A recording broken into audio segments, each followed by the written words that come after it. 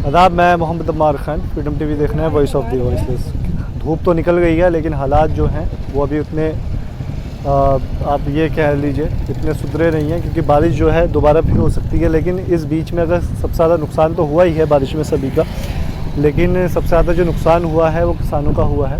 पीछे आप मेरे देख रहे हैं गन्ने की फसल है, और जो धान की फसल थी वो तो पूरी तरीके से बर्बाद हो गई है। लेकिन अब इस बारिश का असर आप देखेंगे, किसान की गन्ने की फसल है और पूरी तरीके से ये गन्ने का जो गन्ना है गिर गया है। और लगातार अगर ये पानी खेत में रहा तो गन्ना जो है ये सड़ेगा। और ये ठीक फसल हुई थी, काफ़ी लंबा लग रहा था गन्ना, दिखने में काफ़ी अच्छी फसल हुई थी। लेकिन जो बारिश ने जो है अरमानों पर सारा पानी फेर दिया है।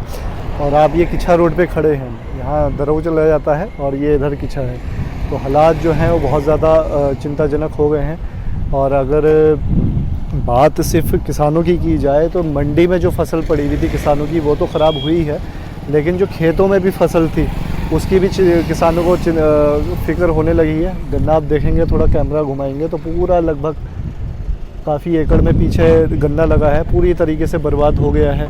और उधर भी अगर आप ये देखेंगे, ये तो खैर धान कट चुका था, तो पानी का आप जल देखेंगे, पानी का जो स्तर है वो बहुत ज़्यादा ऊंचा है। बराबर में ही पेट्रोल पंप है और लगातार जो आसपास के गांव हैं यहाँ पे छिनगी, कुरैया और आपके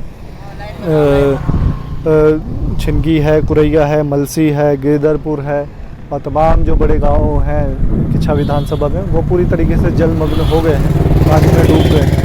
तो एक विषय तो ये है कि बारिश से जो आम जनता है उसको परेशानी हुई है, लेकिन एक दिक्कत की बात ये है कि जो सबसे ज़्यादा मार पड़ी है इस बारिश की वो किसानों पे पड़ी है। किसानों का जो फसल आई हुई थी मंडी में करीब 8 या 10 दिन पहले, वो रखी हुई थी, सूख रही थी, वो भीग गई है। जो खेतों में फसल थी वो पूरी तरीके से भीग गई है। और अभी मुआवजे का तो कुछ ऐसा पता नहीं, सरकार कब दिशा निर्देश जारी करेगी, मुआवजा कब होगा।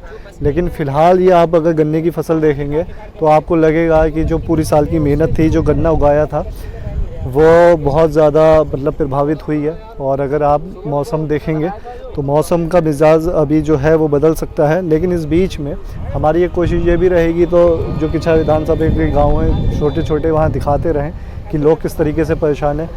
कई लोग ऐसे भी हैं जो पिछले रात से बेघर हो गए हैं, उनका खाने का सामान जो है वो बह गया है।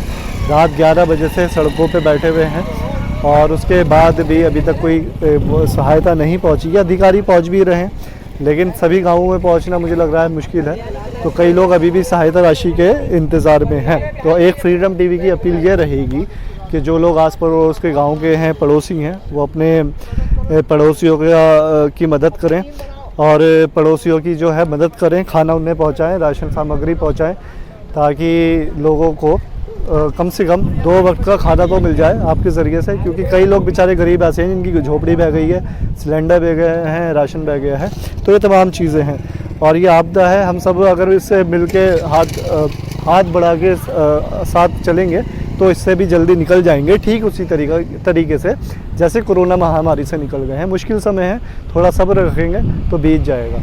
और एक चीज़ और बता रहा था कि लाइट की व्यवस्था ये रहेगी कि लाइट जो है आप देखेंगे, जो ट्रांसफार्मर लगे हुए हैं इस टाइप के ट्रांसफार्मर, वो गिर गए हैं रोड के किनारे, तो लाइट जो है इसलिए बंद कर दी गई है क्योंकि जो लाइट के तार हैं वो खेतों में पड़े हैं।